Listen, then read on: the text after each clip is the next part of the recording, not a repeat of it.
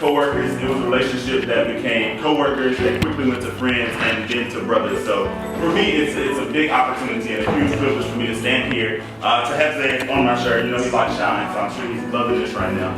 To have this, so thank you guys all for coming out.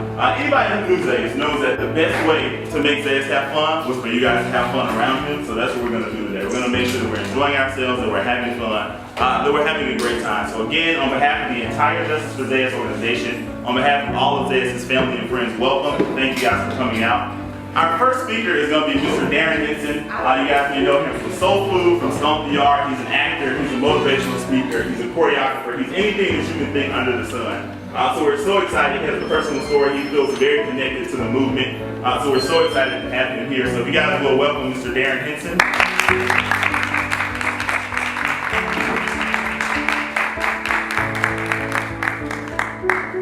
Peace and blessings. I want to greet everybody.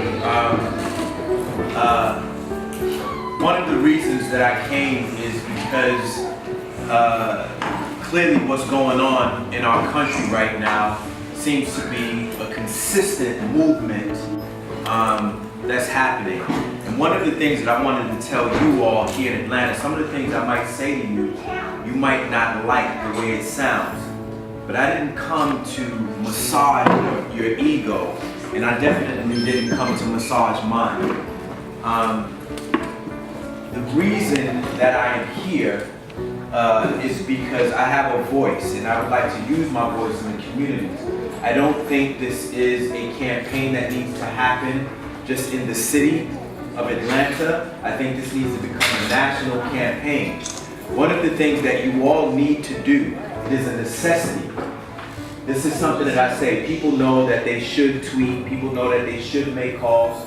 People know that they should write letters. People know that they should show up at town hall meetings. Most people should all over themselves. Okay?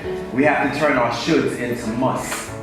Okay? There was injustice that happened, very similar to what we saw can happen within the Trayvon Martin case, where there was no justice served. I mean, a blind man can see what actually happened, and it's happening again here, where possibly, allegedly, a phone call may have been made and told the attorneys to stand down and not get involved. You see, so within the situation that we had back in the 1960s, where people became powerful because of their actions. I'm gonna go to the Bible for 1 second, but I'm not gonna be religious. It says, knock and the door shall be opened. Ask and ye shall receive. And have faith without works is dead. Which simply means you must knock. That is an action word. You must ask for help. That is an action. And to have faith without doing the work is senseless. You must be willing to take time off.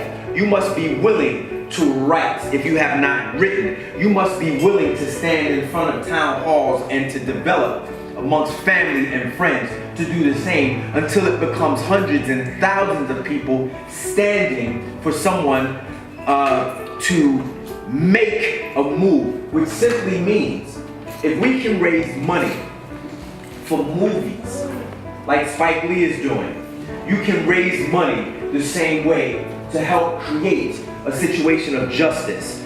We can empower ourselves by responsibility, and responsibility simply means responding to our ability.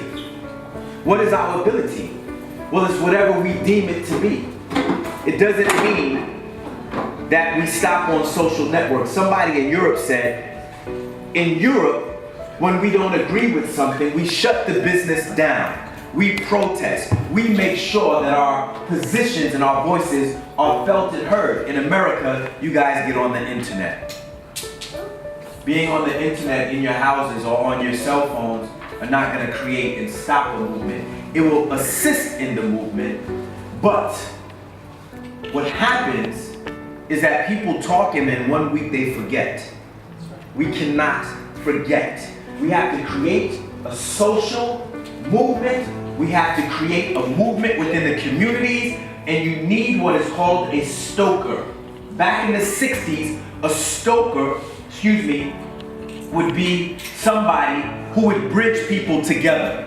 Somebody who would speak on your behalf. Because it is happening so much, it is not an isolated incident in America where we see somebody would be interested, because it's happening all over the place. It happened in Chicago, you know? It happened in Florida again, right? It happened in New York again. So it's happening, and what happens is when it consistently happens and nothing is done about it, it perpetuates it and it quantifies it. They keep doing it. And I'm gonna say it, here in Georgia, this still is the good old boy state. Yes, you can buy a house for cheaper than you can buy it in New York and LA. But trust me, they're still hanging the Confederate flag in their own homes. You have to know where you live, and you have to know what they will do if you allow them. This was wrong. It is seen as wrong, and what we have to do is raise awareness by it. One way of doing this is bringing it right to their doorstep. It is writing letters, it is sending videos of people saying they want justice. Put it on YouTube, send it to all of the affiliates, the CBS, NBC, ABC. Do not stop until somebody answers. Do not stop until it ends up in court. And after it ends up in court, make sure it is not fought through prejudice, which is how Trayvon Martin's case was lost, but through law. You cannot fight cases like this through prejudice. That's how Trayvon Martin's case was lost. They kept talking about black and white, black and white. No, it is a court of law. You must argue it through law. It is important. If he was your friend, brother, associate, if he was a person that ever said anything to you that affected you in a positive way, then we owe him that just due. It is important that we don't stop, because remember, every day in your daily life you'll have something that will come to you that will take the precedent. Paying your bills, going to work. But you must keep on the forefront of your mind, and what you can do. Again, I say, responsibility is responding to your ability. Because there's going to be another film that comes out. There's going to be another TV show premiere. Somebody's going to put out a new song, right? And then people start forgetting. We can't let people forget. You must create a hashtag. Create a hashtag for the internet, where it just consistently grows, consistent, not going anywhere until this is resolved and taken care of. Resolved. That means if you got to develop a group of 500 people and you stand in front of the police station and they come and they say, you better disperse or we're locking people up. You say, we are here peacefully, but we want our concerns addressed. I promise you, we do it enough. We get people, singers, rappers in Atlanta. Everybody's proud to be in Atlanta. Well, now we're giving you something to do and something to talk about. You create a bio, a body of information of this man's life. You put his pictures in there. Not pictures with hats on where they can't see his face. Show his eyes. Talk about what he did in school. Talk about what he did for work, what he did in the community. And you create a platform for them to read and to look at. And you give it to them. This is who he is, right? Because he's not gone. He's just not here physically, but he's here spiritually. And that's what the real deal is. That's the real deal. He's gone physically, not spiritually. But you do this, and you do it, and you grow, and you ask these people who are down here, the Ludacris's who do big weekends, the 2 Chainz, the Shorty Lows, and all these other people. Y'all got a voice, right? Well, this man was a man in the community. We need you to speak on his behalf now. Will you do that? And you bring them together and ask them to talk about it. And once we do that, you develop a network, which is important, a network of people who will speak on his behalf. And then his voice will be heard through that movement and those people. But I promise you, if we don't stand up, if we don't ask more of our individual selves than anybody can ask of us, we fail him. And that's our responsibility. Responding to our ability. It should be on every radio station here. It should be mentioned. We need to force the program directors to talk about it. They may even give an honorable mention once. That's enough for 2-3 million people to hear. You show up at the radio stations and say, if you're not going to talk about it, then this is what we're going to do in front of your radio stations until you do. This is what we're going to do in front of the news stations until you talk about it. And you give him his just due.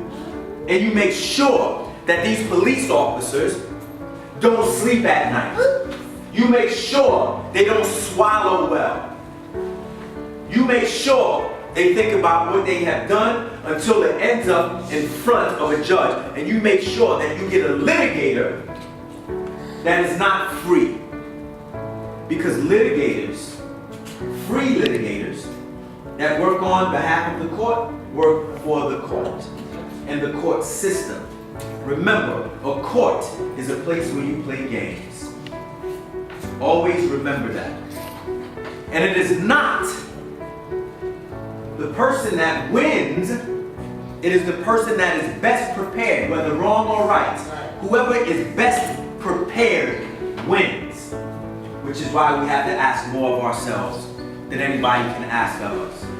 Please, go home, sit down, write notes. When you sit down and you write notes, you create a definite purpose for your life. It may be for the next year, it may be for the next 6 months, but when you write it down, what you are personally going to do, then you bring it together collectively as a group. Rooms just like this is how the Panthers spoke in. The Black Economic Union. And you got to remember, when they shut it down, they shut the bus companies down, it was in a room just like this. They said, we are not going to spend our money on these buses anymore till we can sit where we want to sit. And they created a movement. The same was done in a room just like this. So I say to you, you have the power. I say to you, you have the creativity to create the campaign. I say to you, you have the voice to do what is needed to be done to make sure that the voice that needs to be heard is going to be heard, and then you can pull the right people in to make sure that justice is served. Because I know what you want, because I want it. And there's a way that you have to do it in this country, and it's not quietly. But you need a group, a large group of masterminds to say, will you please be involved? Will you join us? But with that packet, with the packet that is developed, you go, this is what we're dealing with. And they didn't win the Trayvon Martin case, but we can win this case. And I will help you. I promise you. I will assist you. I will be a voice for you. And we will ask other people. I don't know how many radio station programs I did in the last 2 days. We get on there and we talk about it. All of those people told me I can come back anytime I want. I need a family member. Please come with me. Please come with me. And we will do it. And we'll make sure that a campaign is started until we shake the room with information so it's not hidden under a rock. God bless you. Thank you for listening to me. And congratulations on what you will do. God bless you.